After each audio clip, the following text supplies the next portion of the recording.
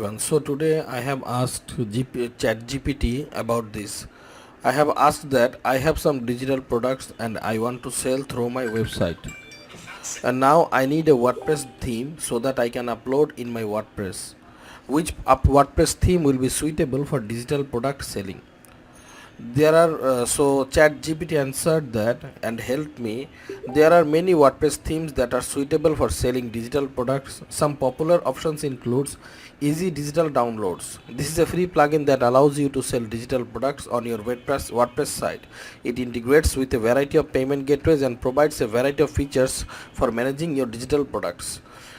Then Thrive Themes. This is a collection of premium WordPress themes and plugins that are designed to help you increase conversations on your site.